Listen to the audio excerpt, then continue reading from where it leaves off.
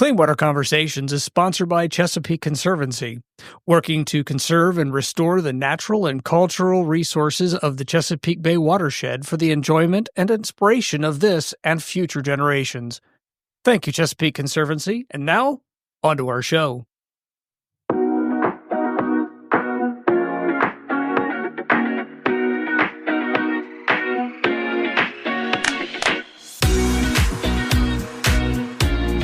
Hello, everyone, and welcome to Clean Water Conversations, the podcast where we have casual discussions about creating clean and clear water right here in Lancaster County. I'm Ken. Hey, everybody. I'm Allison. Allison! Cheers. Cheers. We'll get back to that. Water Week is upon us. It is. It is running June 6th through June 14th. This is the 9th year of it. Yeah. And this is my second Water Week. I think we established last year was my first. Right. How many have you had now? All of them. They're so fun. I'm not going to miss any. Yeah, that's true. There's a lot. And I was going through the list of events for this year, and I realized how many I went to last year. Yeah.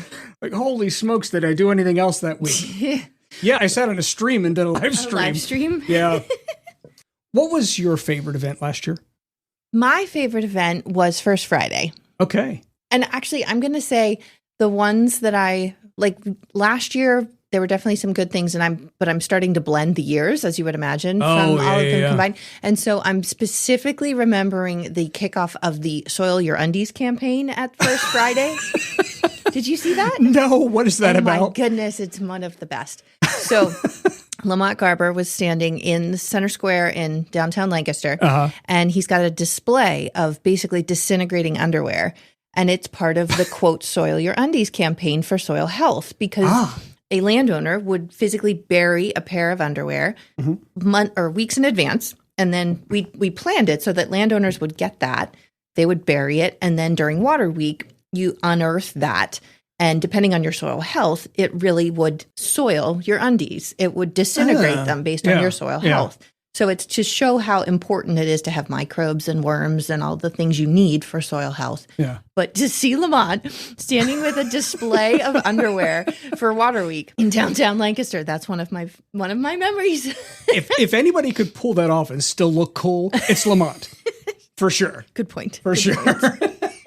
Ken, what was your favorite Water Week event last year, since you went to so many? I did, actually. I think it was the Sacred Habitats Nature Walk that Mike led. I talked about that when we talked to Mike and Natalie from IPC, Interfaith Partners for the Chesapeake. Almost got it. Oh, man. Mike led that tour, and that's where I kind of got into birds. Was because of that tour, and that was really neat. And that's going on again on Friday, June 13th. So.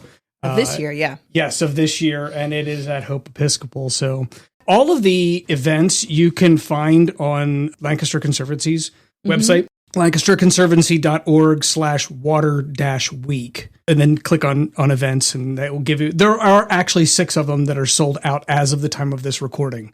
Yeah. So definitely popular. You definitely want to get in there and register. And bring a friend, because the benefit of Water Week is reaching new audiences, is exploring Lancaster, but also sharing it with new people.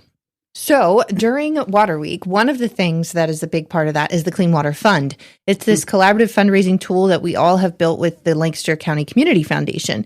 And so during Water Week, you can see some of the projects that were awarded in the past, but June 1st is the deadline for draft applications. So if you're interested in applying for any project that may need $1,000 or up to $25,000, the Clean Water Fund is your place to go. And people will review your draft application and get you feedback about it before you actually submit it. So the final deadline is July 1st. And that is awesome. It is awesome stuff. That is the most shameless segue I think I've ever done. It's terrible. That having been said, what's on your list of awesomeness? My list of awesomeness.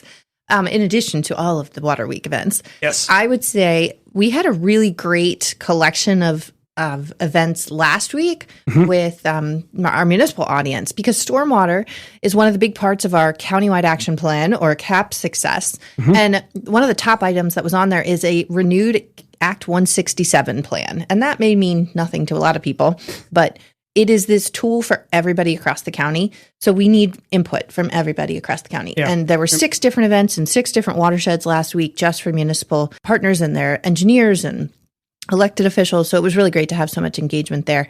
And then also the Academy, the Watershed Leadership Academy is rolling right now, and we're getting some pretty amazing field visits and experts that are coming in sharing their knowledge. It's been awesome. It's been a lot of fun and very educational. Yeah. So, I'm glad you're in it. Thank you. And what's on your list of awesomeness, Ken? I have a big project at the beginning of every year, and that is doing the year in review from the previous year. So I am almost done with the year in review 2024. It'll be coming out very, very shortly. So check out our website. It'll be there. It's neat to go back and see all of the really amazing things that happened last year. Yeah, you've been working so hard to build this narrative of the local success, and that is a collection of all of it in one spot. So, and our partners are awesome. You'll see when you look at it just how awesome our partners are in the charge towards clean and clear water by 2040. You got it. Hey, and speaking of clean and clear water by 2040. Yeah, these guys need it. Yes, they most certainly do. We are talking with Ryan Foltz and Sam Sun, 2 of the owners of Poor Man's Brewing, and they are doing something special for Water Week. We'll go back to that cheers. Do you have parts of your year that are bigger for products or people, or how does it work? Summer and the holidays are always the busiest for us. Beginning of the year, that's usually a slower time. Okay. January, February is always slow for us. But the holidays, everyone's buying gifts. Yeah. Beers, gifts. Yeah. Summer, sitting outside and having a beer, it's always good. Yeah. Yeah, it's kind of like weird little microwaves in between it too. Like people are a creature of habit. So anytime their habit changes when, say, like school year starts and people are getting back into the swing of having that routine, they stop going out to eat. They stop going out for beer as much. Okay. Right. So you hit like a couple week window where it slows down, and then summer break starts, kind of the same thing starts, and then people go on vacations, and then all of a sudden we start selling cans like crazy. Oh, yeah. Yeah. So yeah, we try to predict it, but it changes every year. It's not even worth. I love that you said we tried to predict it. Yes. It's a guess at best. So let's get to know you just a little bit better with our icebreaker. Your icebreaker question is, what is the worst job you've ever had? And then I'll also ask, what is the best job you've ever had? You want me to start? Yeah, go ahead. My worst job I've ever had was probably, it was a factory job. I won't say the name, but it was very repetitive. It was second shift. And I was probably early 20s. So trying to have any life outside of that was really tough. Yeah. Best job, it's what I'm doing now. The flexibility, the relationships that I've built just throughout the years has been great. And especially having 3 kids at home, to be able to have that flexibility too, to hang out and see them more has been a huge push. Next. So I'm going to cop out. I'm sorry, but I haven't had what I would think a crappy job. Like maybe I've just been really lucky. Like I've had jobs that I woke up and be like, man, I don't want to go to this today. Yeah. But overall, none of them have really been bad. Okay. I haven't had a ton of jobs. I started off, with your typical high school jobs at grocery stores and that kind of stuff. Sure. Went from being a mechanic into a management position for mechanics, and they all kind of taught me different things to get to where I am now. And I think going back, I wouldn't get rid of any of them or switch them for something else. And then, like Sam said, my favorite job is the one I have now. It's changed. My job at Poor Man's has changed almost every year since we started. At first it was brewing and managing the company and bartending. And then more people came on, and it was brewing and managing. And then it was brewing and just brewing, and then I was managing people while we were brewing. And now I really only get to brew when our brewer is on vacation, and for the most part just kind of coordinating and making sure everyone else has what they need to do their job, and just kind of overseeing everything, which has been a bit of a mental struggle for me for the first few months. And then now that I've settled into it, I've really taken enjoyment to it, and I wouldn't change anything. My 2 business partners are my 2 best friends, and we joke around and mix in work conversation continuously. Like my wife also works for the company, and she'll be in the office with us on a Monday, and she jokes about how we will interchangeably switch between talking about golf to something about work to talking about golf to talking about our kids to talking about work. And like the conversation never really feels like we're talking about work. It all just gets mixed together. That's good. Yeah, it's just really seamless right now. Yeah. So how did you guys get started? How did you start brewing?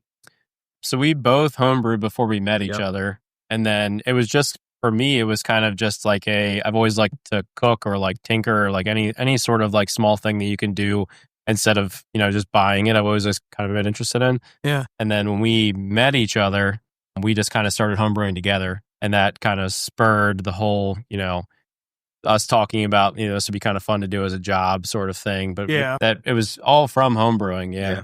Yep. Wow. All here in Lancaster? Yeah. Yep. Nice. Yep. That's very cool. What was your first brew that you brewed together? I don't remember the first. It was probably... I know the first competition beer. The first beer we ever entered in a competition was we still brew it like once a year. It's called Penny Pinchin'. Okay. Back then it used to be a pale ale. Now it's an IPA. Okay. That was the first beer we ever entered in a competition together. Oh, wow. And why a competition? Like, what is the incentive or what's the part? How does that fit in with brewing as a business? I think back then we were more so looking to get some sort of like criticism and critique from it. Okay. So like we would give the beer out to friends, but it's free beer. No one's going to be like, this beer is horrible. They're all going to say it's fine. So we wanted to get kind of some feedback. And to start off, we entered in, I think, the smallest competition we could find. If I remember, it was called CV Fall Fest. Oh, yeah. This was like... wasn't very many. 2015, maybe? Yeah. Okay. 2014. And it was, I don't know how many people entered it. We didn't actually go to the announcements. And like we used to work together. So we were right next to each other at work. Like 3 or 4 days passed. We assumed we had lost. Yeah. And we had entered as Brian Foltz and Sam's son. And we got a call from the guy, and he's like, "Hey, I want to let you know you guys have won the homebrew competition. Ryan and your He goes, he's Ryan and your son Sam." So he assumed that it was I brewed together. Yeah, that was fun. So that was the first competition. We did a bunch for like a year and a half, 2 years after that. We entered in a ton of competitions after that. Oh wow. Now, you said it was a CV? I think it was called CV Fall Fest. Yeah. Okay. It was like a small fall festival sort of thing. Cumberland Valley? Yep. Yeah. Okay. All right. I normally would have buzzed that, but it was way too far after it. Okay. Okay, so you guys started brewing in Lancaster. Did you both grow up in Lancaster? Yes, I did. Yep. And you grew up in Ephrata. Ephrata, yeah. Okay. Yeah. Lancaster County. So Lancaster that's County. cool. Yeah. Mm-hmm. That's cool. What's the biggest thing that's kept you here? Family and just... I don't know, just being familiar with the area, just knowing and loving it. So, yeah. Yeah, home sweet home. Yep. Yeah, pretty much. Yeah, same for me. I've just always liked this area. I have no real reason to want to leave, and, everyone I know is here. Yeah. So, how did Poor Man's Brewing begin? So from that first homebrew competition, we realized that we should probably put a name because that was not uncommon back then for people to enter as like a home brewery name. Yeah. So the joke was, we were two at this point, like 23, 25-year-old mechanics. We were pretty broke. So the idea was, we were brewing because it was cheaper than buying beer sometimes. So we were always saying we were two pour to open a brewery. So that's how Poor Man's Brewing became the name. That's awesome. And some of the beer names go along with it as well. Yeah. And if you have not read the notes for this episode, it is POUR Man's Brewing. So it's very, very clever. Yeah.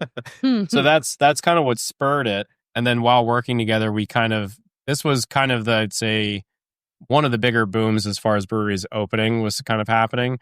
And I went to Vermont and saw a ton of these really small, tiny breweries that were like nothing like a lot of the breweries that were opening in our area. They were really low budget. A lot of the people still had full-time jobs on the side, and this was just like their way of getting started. So it became a little more obtainable. We started talking about the idea of doing it together. It took, a couple years from that point. We had proof of concept with entering some beers in some competitions, giving beer out. We started to look for a place, and then we realized that, even though we wanted to do it as low budget as possible, we still didn't have enough money yet. Right. So we actually both left the jobs that we were at together and got higher paying jobs. Ones that also gave us a little bit more experience, and not in the brewing industry, but in just kind of management and being a bigger part of the business. Yeah. Did that for a few years, saved some money. And that time in between there, we both had our first kids. So there was kind of a nice period where we took off for a little while from looking. And then the space that we first moved into became available. It was actually available for like 6 months before we looked at it, but it was just outside of our price range, so it wasn't showing up. And they dropped the price, and it's literally 200 yards from my house. Nice. So I actually went and looked at it, and it was like I was kind of moving around for work during the day, so I kind of stopped in between meetings, and I thought it was perfect. So I actually put a deposit on it before I even called Sam, and I was just hoping that he was going to be cool with it. That is an example of trust right there, everyone. So that kind of just, got us to the point where we had to do it. And then as we were getting open, we realized that, the part-time sort of gig wasn't going to work, that we were going to need to devote more time to this. And I was at a point where my wife could financially support us, which was great. So I was able to leave my job and go full-time. And then only about 6 months in, Sam came on full-time then. Yep. Wow, that's amazing. And did you start it with that, like your vision when you went to the place? Was it for a brewery, a brew pub? What was the thing that came to mind that made you say, yes, I want this now?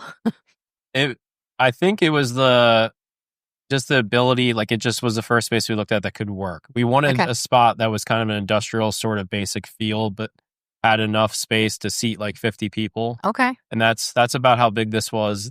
In hindsight, the building's layout was really inefficient because it was kind of like a bunch of small rooms. Oh, yeah. So our tap room was one big room, but then like there was a small room we used as a kitchen, a small room that was storage, a small office, a small canning room, a small brewery room. So we very Swiss Army knifed it for the first 5 years, and it worked. Yeah. But there was some other factors that we didn't like. We were originally starting. Our plan was always just be a brew pub. We wanted to just brew beer and serve it in house. Mm-hmm. And then COVID happened, and I was wondering where that fell in all of this. Yeah. So when we were only about 2.5 years in, when the shutdown happened, and at that point we weren't canning beer except for like a handful of hand-filled cans from.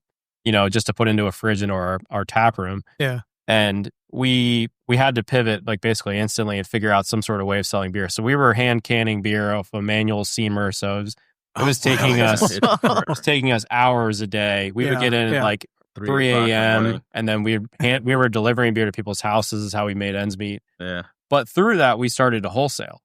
And what we thought was like, and it is, I'm not trying to say it's easy, but what we thought was going to be something we never wanted to do because it was so difficult was something we actually found out we really loved.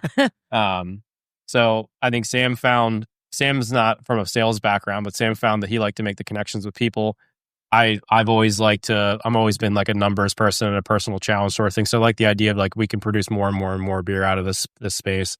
And that's kind of where we just went with it. And it's been just a constant growth, and how much beer can we continue to put out and maintain the quality since then. Oh man, we were just talking about that this morning, Ken, about salesmanship and some of the conservation related trainings that we've offered. So what is it about sales that really drew you in, or maybe you realized through the process? I don't know. Or does it not feel like sales at all? Yeah, that's true. It doesn't really feel like sales at all because it's a product that I obviously am behind and love and enjoy, and being able to have our product out at other places and seeing it out and see other people enjoy it is what I really like too.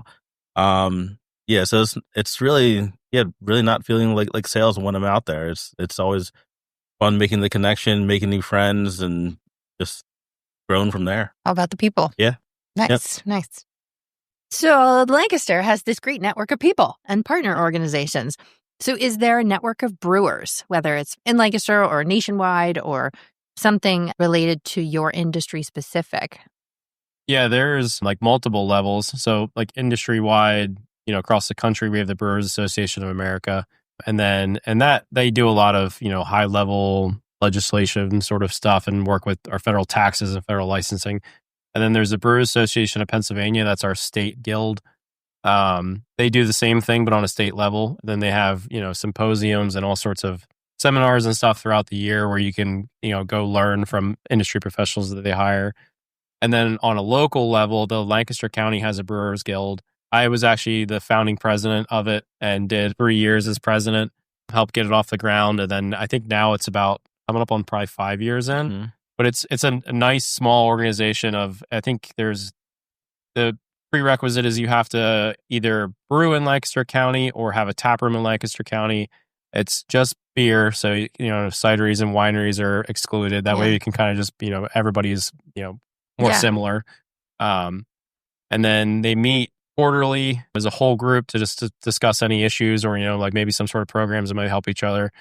And then there's usually 2 collaboration beers a year that they put out that are all called countywide. And most of the breweries that are part of it all serve the same beer then.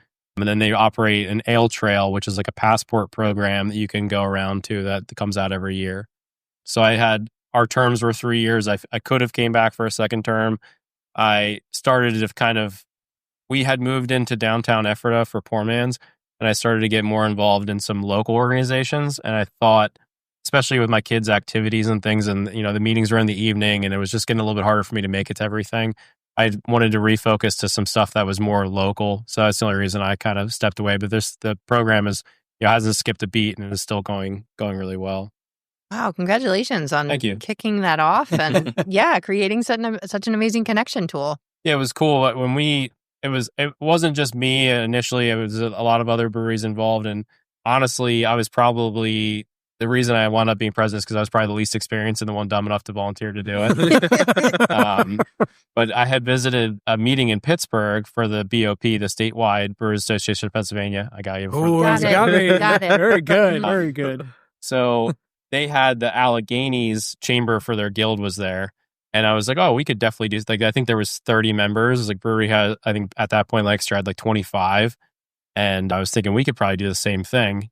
So we came back and I had started talking to Rob from Our Town and Mike Brubaker from Mood Duck Brewery. And they kind of all had the same idea. So it was a lot of people had the same idea. It just took a little bit for us to get it off the ground. And none of us had ever started a nonprofit or anything like that before either. So it was a lot of research we had to do. Yeah. All those other fun elements. Yeah. Wow. Really. Congratulations. That's amazing.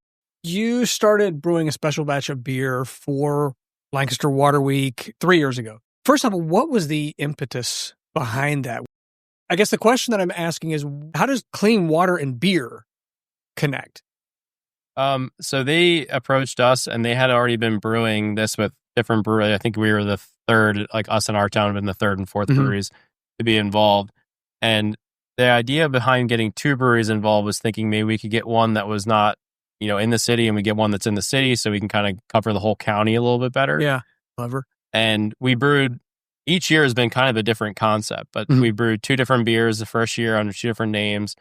And the whole point of the project is to release a little bit before Water Week, kind of launch up and, kind of build hype for Water Week. And then they have this product that can be available at different bars and help spread the word for it. Yeah. And obviously we couldn't brew without clean water. We've actually looked at buildings that were in areas that just didn't have clean water. And the logistics of not having clean water available and having to truck in water basically just completely ruin any business that a brewery could do. Yeah. Oh, wow. Tell us more about that. You mean like the water from the drinking water authority in that location? Yeah. So maybe a well. We've never looked at one that was on a public sewer system, public water that was not usable, but we have looked at ones that were on a well. On private, Yeah. And like wells that are near, places that might have had runoff from cornfields or anything like that. Right. And we've had them come back where it's like, no matter what you do with this water, it's not going to be usable for consumption. Wow. Yeah. So we'd had to truck in water, and that, that increases the cost tenfold. That's a severe business limitation. Yeah. Wow.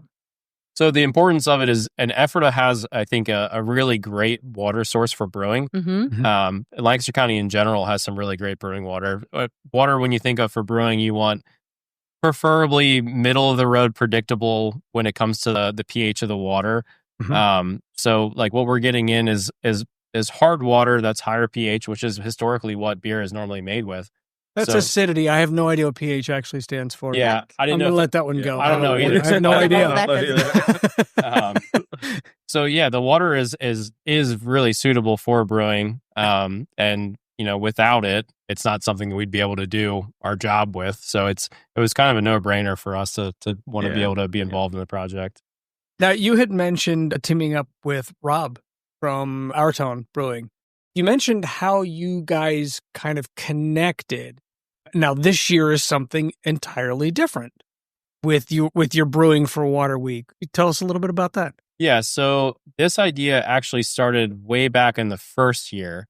we brewed a dark lager and Rob brewed a pale ale, and we thought we could kind of get people to do a black and tan with the two cans. I can remember the picture. Yeah. The Conestoga coming into the Cocalico. Yep. So that was kind of the whole concept back then. And then in year 2, we kind of decided to make 2 pretty similar beers, one that was lager yeast and one that was ale yeast. Yeah.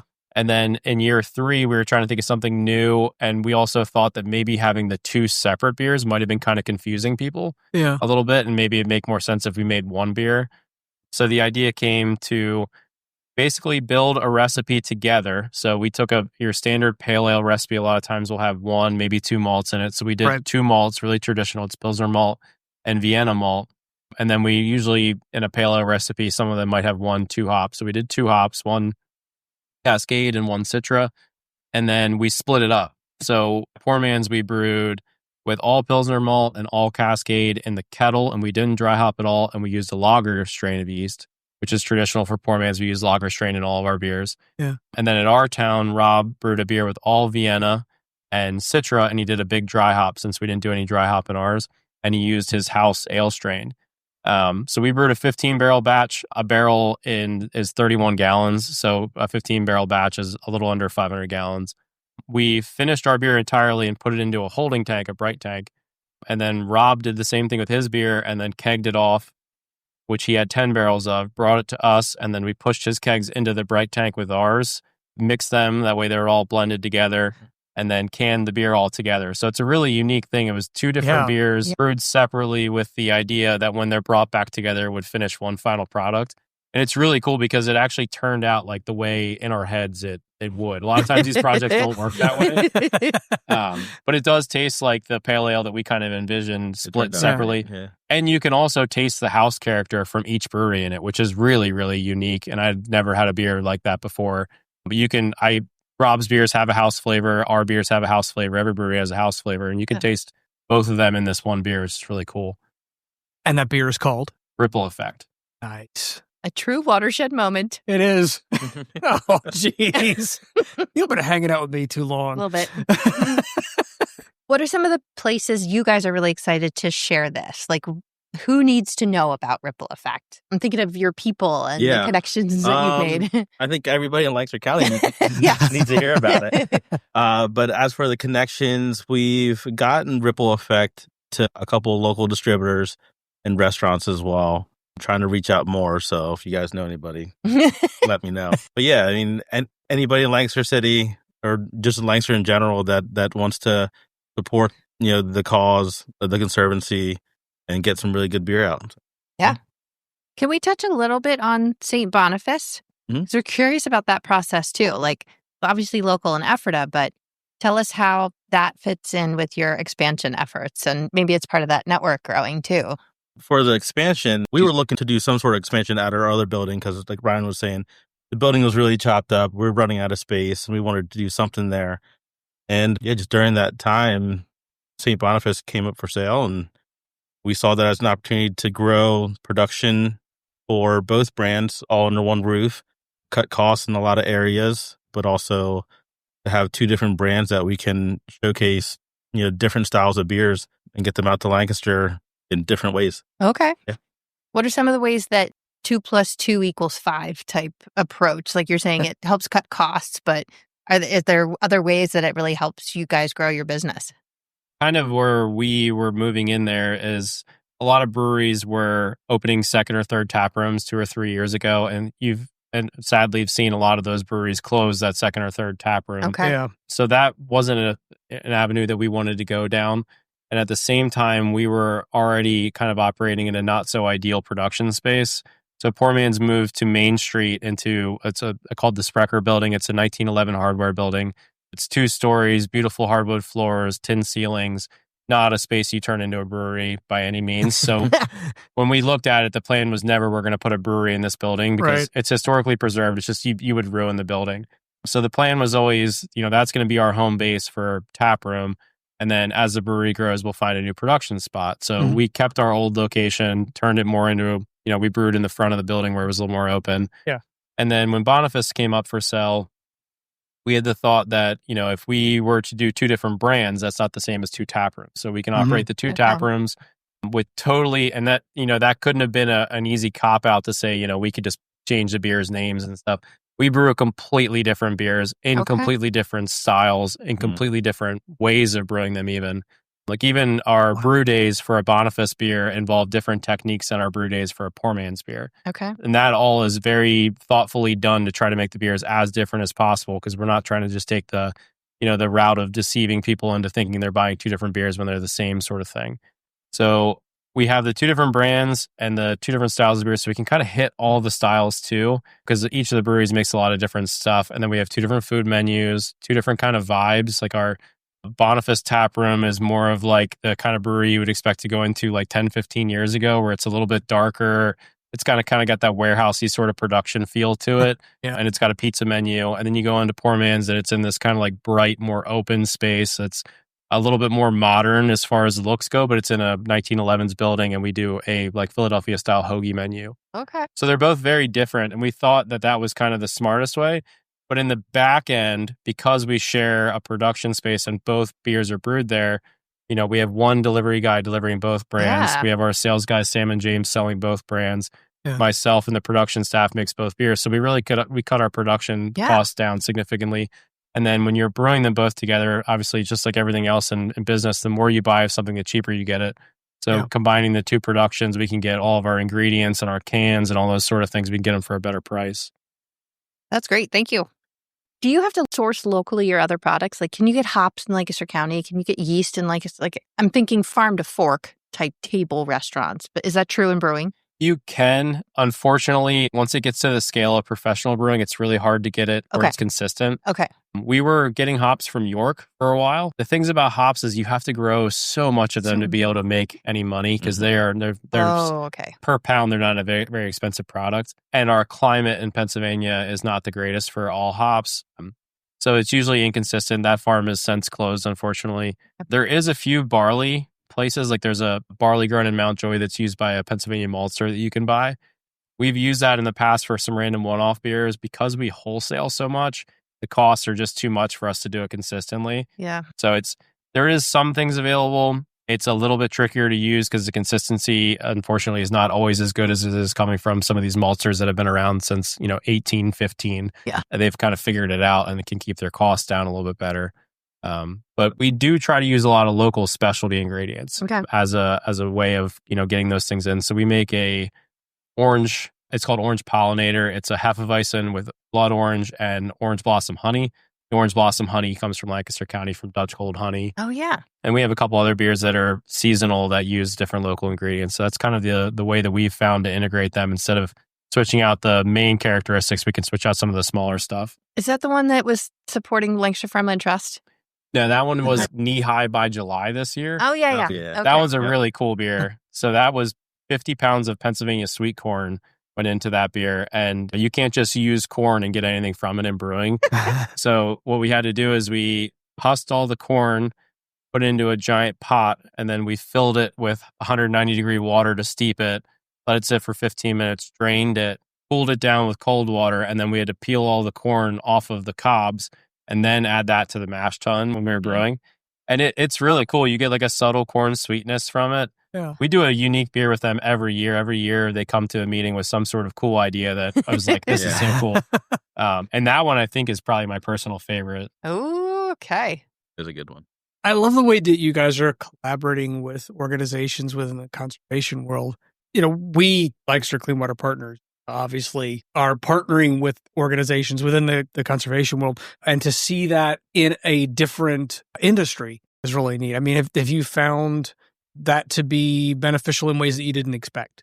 Yeah, I think for Sam and I and the rest of our production guys, we learn a lot during that whole process of, different struggles that we didn't know were out there for these. And there's a lot of information to be taken back from every time we brew with any of these organizations that we didn't know before. And then it's nice to be able to take that information, and a lot of them do almost all of the work for us.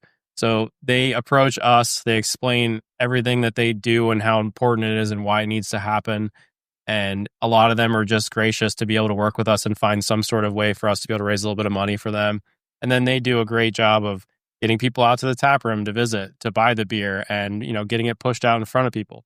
So as much as we want to take credit for, doing these things for them. It is really nice. But they do a lot of the work. We just make the beer like we would do every day, but instead, we get to put their name on it and learn a new interesting thing that we didn't know before out of it at the end of the day too, and make some really cool relationships out of it too. What are some of the things you think that we all need to know about your industry and your needs, and maybe from the business side, but maybe from those connections that you need in your industry or maybe just in your neighborhood?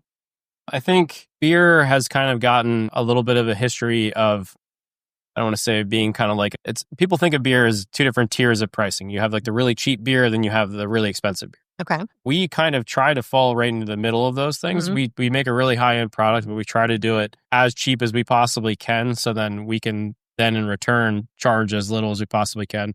We've always been a volume over just, quick dollar sort of company. So I think our biggest thing is like trying to get people to take a step back and, everyone is spending their dollars more cautiously than they ever probably have. And think about where your money is going when you spend it and how you can better impact your local economy with everything that you buy. And it's not that much more expensive to buy beer from, the smaller brewery in Ephrata that's making beer for like Lancaster and the surrounding counties. Yeah. Like we sell a beer that literally is a pun on a macro beer called Pours Light. And it's only a couple bucks more a case. Yeah. And it's a better beer, and the money is staying right here in Lancaster County. So I think that's kind of the hardest thing is, trying to educate the consumers a lot of consumers who don't drink craft beer think it's, a little bit pretentious to get into and it's intimidating maybe a little bit. Yeah. We try to make that not the case at all. Yeah. We're trying to make this as approachable as possible for anyone to try beer. Our tap rooms are very welcoming, and it's just it's a smart way to spend your dollar instead of supporting, a large company. Okay. Yeah. What are some of your favorite ways to do the storytelling of your team? Just really through the product and really doing events and all the relationships that we've created throughout the years. I mean, just having certain events that we've done previously that highlight certain aspects of some of our team members that either one like to go fishing, so that, the Conservancy is a big thing there, the Farmland Trust, just being able to go in back roads and seeing all the farmland. So there's like little connections like that our team has really been proud to be a part of as well. Thanks for so many ways that you support them. Now, we talked about Water Week. Are you guys doing anything other than obviously the ripple effect? Is there anything else you guys are doing to celebrate Lancaster Water Week? Not specifically. We did kind of a launch when the beer came out. And then usually there's a bunch of different small social media pushes as different things come out from the Conservancy that we'll try to reshare. And then the beer itself is available at different functions that have to do with Water Week throughout. So it's kind of like the beer always comes out pretty early, and that's a little bit, they've always wanted it that way because it's a little bit more of kind of like a soft launch to get people talking about Water Week and the importance of it. So once it's out there, it's kind of just a matter of making sure that we made enough of it to make sure it gets to all the things, and then just trying to, have the conversation across the bar with whoever wants to talk about it. Yeah. So what does the future look like for Poor Man's Brewing and for St. Boniface? I think we're just over a year from purchasing St. Boniface.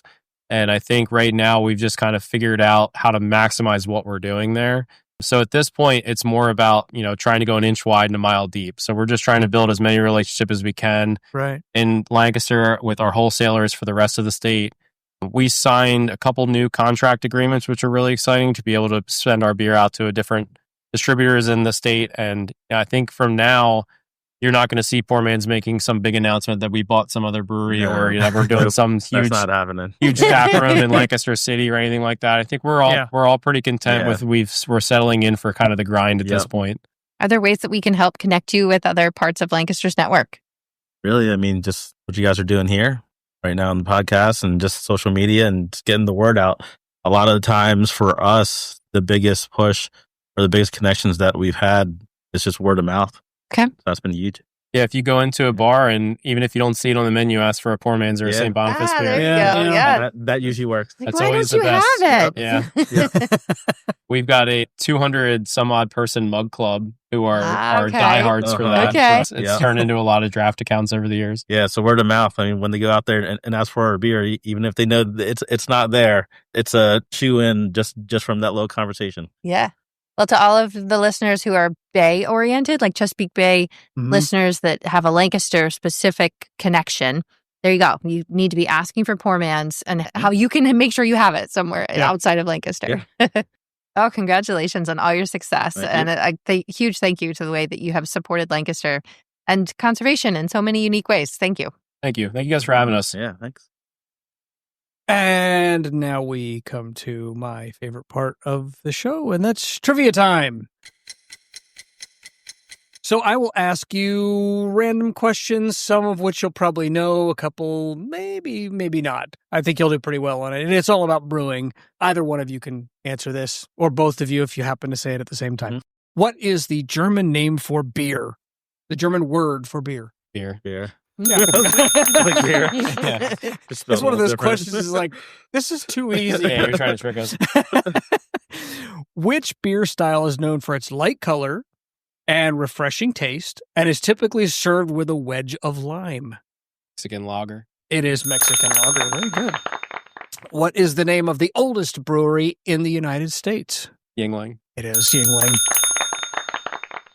What is the name of the craft beer distilled on the White House grounds? I don't know that. I don't know that one. No. It is White House Honey Brown Ale. So, yeah. Who is the patron saint of brewing and beer? Arnold.